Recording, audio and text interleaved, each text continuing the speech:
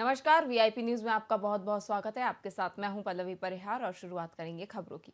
Rajgarh Bandikui mega highway स्थित विजयनगर कालेड के पास loading tempo और बाइक की टक्कर में एक बाइक सवार की मौत हो गई, जबकि 2 युवक गंभीर रूप से घायल हो गए। वहीं चिकित्सक डॉक्टर आरसी सैनी ने बताया कि एम्बुलेंस के माध्यम से सड़क दुर्घटना के मामले में एक मृतक और 2 घायल पहुंचे थे।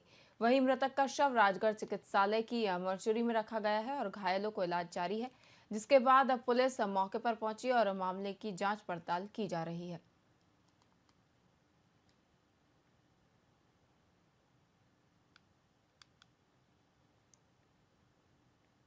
द्वारा एक्सीडेंट के केस आए थे।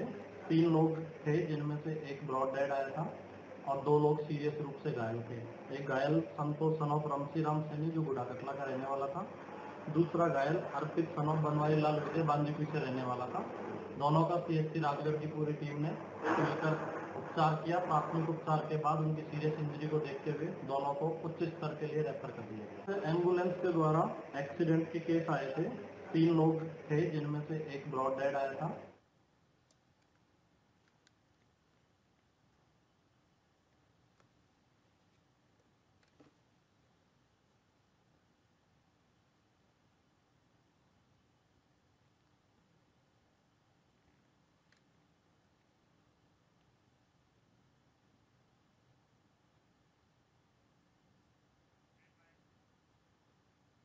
राजगढ़ में राज्य सरकार की योजनाओं के तहत 1962 कॉल सेवा का विधिवत रूप से शुभारंभ हुआ, जहां भाजपा मंडल अध्यक्ष राहुल दीक्षित, पशु चिकित्सा प्रभारी डॉक्टर मोहनलाल मीना सहित अन्य पदाधिकारी गण मौजूद रहे। वहीं 1962 मोबाइल वेटरनरी वैन पशुपालकों के द्वार पहुंचकर पशुओं को निःशुल्क उपचार प्रदान करेगी। पशु चिकित्सा अधिकारी डॉक्टर मोहनलाल मीना ने बताया कि मोबाइल वेटरनरी यूनिट की शुरुआत 24 फरवरी 2024 में हुई थी। इसमें पहले कैंप के तहत ही पशुओं का इलाज किया जाता था। सरकार की मंशा है कि यह वेटरनरी वैन पशुपालकों के द्वार पर पहुंचकर पशुओं का इलाज करे, जिसके तहत 1962 कॉल सेवा शुरू हुई, जो कि आपातकालीन में सेवाएं देगी और सरकार की यह योजना पशुपालकों के लिए मददगार बनेगी। वहीं आवारा पशुओं के लिए जीवनदायिनी साबित होगी।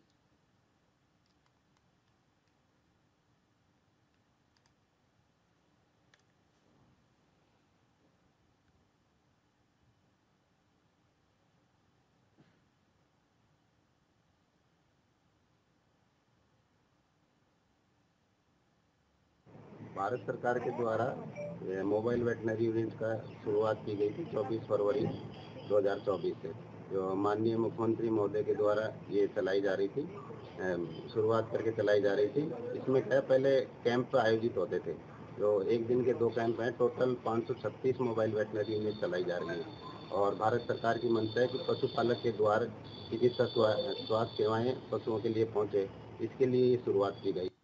भारत सरकार के द्वारा मोबाइल वेटनरी यूनिट का शुरुआत की गई थी 24 फरवरी 2024 से, जो माननीय मुख्यमंत्री महोदय के द्वारा ये चलाई जा रही थी, शुरुआत करके चलाई जा रही थी। इसमें क्या पहले कैंप आयोजित होते थे, जो एक दिन के 2 कैंप हैं। टोटल 536 मोबाइल वेटनरी यूनिट चलाई जा रही है और भारत सरकार की मंशा है कि पशुपालक के द्वार चिकित्सा स्वास्थ्य सेवाएं पशुओं के लिए पहुंचे, इसके लिए ये शुरुआत की गई। भारत सरकार के द्वारा मोबाइल वेटनरी यूनिट का शुरुआत की गई थी 24 फरवरी 2024 से, जो माननीय मुख्यमंत्री महोदय के द्वारा ये चलाई जा रही थी।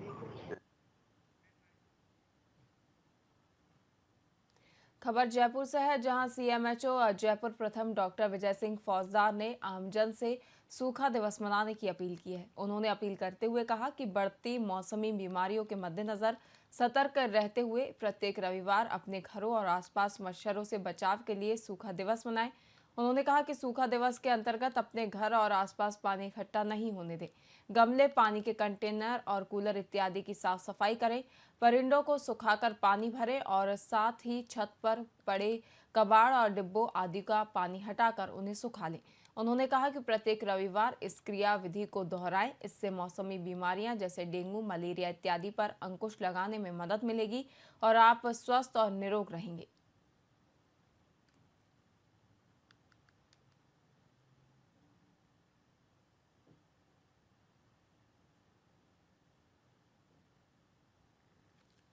ग्रामीण क्षेत्र के लोगों से अपील करता हूँ कि प्रत्येक संडे, प्रत्येक रविवार सूखा दिवस मनाएं। इसका तात्पर्य ये है कि अपने घर के आसपास पानी ना इकट्ठा होना दें। आपके जो चिड़ियाओं को पानी पिलाने वाले परिंदे होते हैं उसको खाली करके सुखा के दोबारा से पानी भर के रखें। सभी कूलर साफ रखें, बिल्कुल धो के सुखा के रखना है। और छत पे जरूर जाके देखना है कि कोई डिब्बा ऐसा तो नहीं जिसमें पानी भरा हो और उसमें मच्छर के कीटाणु पनप रहे हों। यह करने से मच्छर जो है पैदा नहीं होगा और लोगों की जान माल की हानि नहीं होगी। इससे डेंगू के रोकथाम होता है, मलेरिया का रोकथाम होता है और जितने भी मच्छर जनित बीमारियों से हमें बचाव रहता है, क्योंकि मच्छर नहीं काटे यही एक बहुत बचाव। जयपुर रामगंज मंडी में राजस्थान सरकार ने मोबाइल वेटरनरी वैन की शुरुआत की, जिससे स्थानीय किसानों और पशुपालकों को लाभ होगा। यह सेवा 108 एम्बुलेंस की तर्ज पर काम करेगी और कॉल करने पर त्वरित सहायता उपलब्ध कराएगी। पशु एम्बुलेंस को बुलाने के लिए टोल फ्री नंबर डायल करना होगा। वहीं वैन में एक डॉक्टर, कंपाउंडर और ड्राइवर मौजूद रहेगा, जो किसानों के घर पर जाकर मुफ्त इलाज प्रदान करेंगे। बता दें कि इस मोबाइल वैन का लोकार्पण कृषि उपज मंडी में शिक्षा और पंचायती राज मंत्री मदन दिलावर के निर्देशन पर हुआ, जिसमें प्रधान कलावली मेघवाल और भाजपा के अन्य पदाधिकारीगण ने भाग लिया। ऐसे यशस्वी प्रधानमंत्री मोदी जी ने जो नवाचार किए हैं, मैं चाहता हूँ कि आज यहाँ आए हमारे किसान उसका बेनिफिट लें। और मैंने उनसे निवेदन किया है कि हमारे यहाँ के करने के लिए भेड़ और बकरी के अलावा हमारे गोपालन के लिए, हमारे भैंसों के लिए, इनके लिए कुछ ऐसा नवाचार देके जाए, वो भी संस्थान के यहाँ पे आधुनिक तरीके से हमारे गाँवों का संवर्धन हो, हमारे भैंसों का संवर्धन हो। यहाँ डेयरी के लिए, हमारे डेयरी के लिए कोई ऐसे साइंस के सब्जेक्ट खोले, डेयरी विज्ञान का खोले, हमारे और भी एग्रीकल्चर के साथ साथ जो भी हमारे पशुपालन के लिए महाविद्यालय खोले सेंटर से, जिससे यहाँ के किसानों के बच्चे पढ़े लिखे और आधुनिक तरीके से खेती करें, आधुनिक तरीके से पशुपालन का करें और अपनी आमदनी बढ़ाए, भारत को विश्व के अंदर बहुत आगे बढ़ाने में उनका योगदान है। ये निवेदन मैंने किया और मैं जहाँ तक समझता हूँ कि जरूर जिस तरह से आज 10 सालों के अंदर देश ने जो एग्रीकल्चर में प्रगति की है, पशुपालन में प्रगति की है, आने वाले समय में यहाँ की जनता को बेनिफिट रहा है, राजस्थान की जनता को बेनिफिट रहा है। केंद्रीय भीड़ एवं ऊन अनुसंधान केंद्र बीकानगर में आने का मौका मिला, जिसमें बकरी, भेड़ और खरगोश के पशुपालकों कैसे उनकी यील्ड बढ़ाई जा सके, कैसे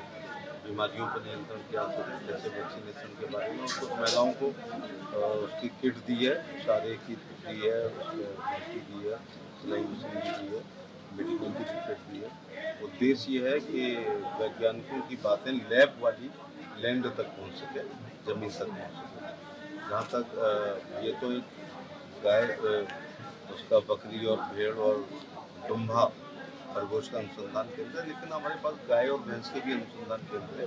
कई ICAR की संस्थाओं में गाय और भैंस पर, जैसे आनंद में बहुत काम हो रहा है, गायों की नस्ल, इस प्रकार से राष्ट्रीय गोकुल मिशन में नस्ल सुधार पर भी काम हो रहा है कि किस प्रकार से हम इंडिजीनियस अपनी साहिवाल को, थारपारकर को, हरियाणवी को, गिर को, या राजस्थान की भी है, कुछ हमारी स्थानीय होती हैं जो बहुत अच्छी होती हैं, हाँ, थारपारकर, इनको बढ़ावा दिया जाए। ऐसे यशस्वी प्रधानमंत्री मोदी जी ने जो नवाचार किए हैं, मैं चाहता हूँ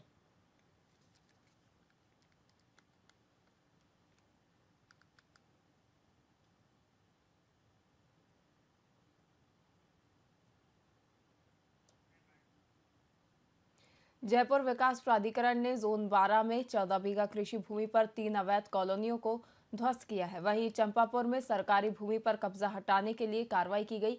उप महानिरीक्षक पुलिस कैलाश चंद्र बिश्नोई के निर्देशन में JDA ने सरकारी भूमि पर बने अवैध निर्माणों को हटाया। वहीं सुशांत सिटी में पार्क की भूमि भी अतिक्रमण मुक्त कराई गई।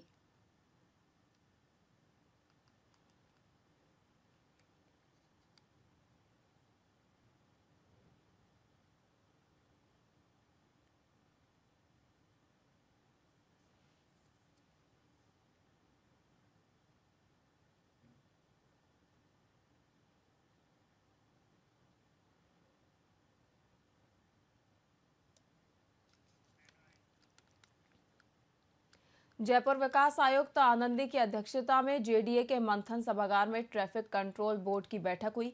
जिसमें विभिन्न एजेंडों पर विचार विमर्श किया गया। वहीं इस बैठक में अवैध साइन बोर्ड और सड़क पर लगे बिजली के पोल और ट्रांसफार्मर को हटाने, जेब्रा क्रॉसिंग की स्थिति सुधारने और ट्रैफिक लाइट्स की मरम्मत करने के निर्देश दिए गए।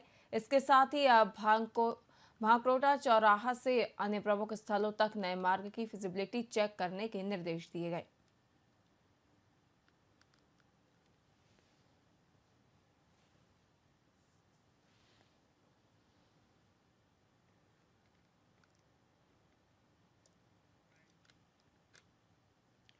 टोंक में लोगों ने नाले की साफ सफाई की मांग को लेकर जिला कलेक्टर के नाम ज्ञापन सौंपते हुए कार्रवाई की मांग की है।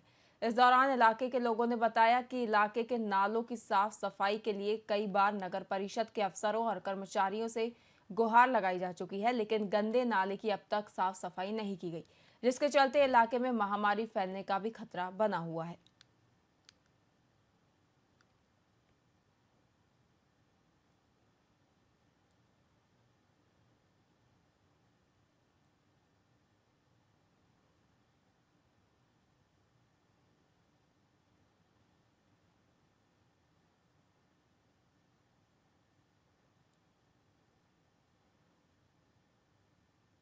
तो हमारी बस्ती के बराबर के अंदर एक नाला है, नाले के उस पार हाउसिंग बोर्ड है। हाउसिंग बोर्ड की सुरक्षा दीवार का काम चल रहा है, जो कि 27 साल में पहली बार नगर परिषद ने उसकी नाले की सफाई कराई थी। वो भी सफाई पूरी नहीं करने दी हाउसिंग बोर्ड कॉलोनी वालों ने। उनका कहना ये है, ना ही आप मतलब इस नाले की सफाई कर सकते हो, ना ही नाले के अंदर कोई सफाई कर्मचारी उतर सकते हैं, ना ही कुछ हो सकता है। ये नया हाउसिंग बोर्ड जो है उसके वहाँ पर एक जो है नया हाउसिंग बोर्ड ने अपनी सुरक्षा दीवार बनाई है, जो कभी बनी भी नहीं थी। तो हमारी बस्ती के बराबर के अंदर एक नाला है, नाले के उस पार हाउसिंग बोर्ड है। हाउसिंग बोर्ड की सुरक्षा दीवार का काम चल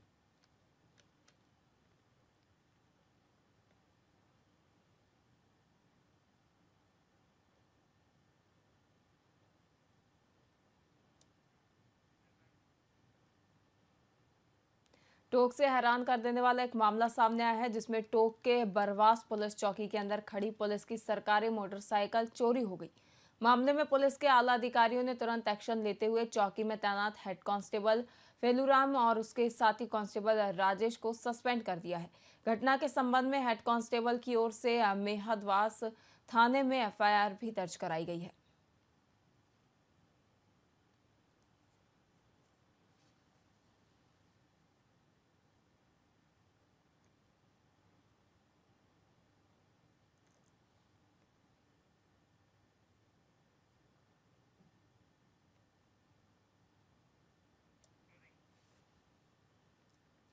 फिलहाल के लिए खबरों में इतना ही। देखते रहिए VIP न्यूज़। नमस्कार।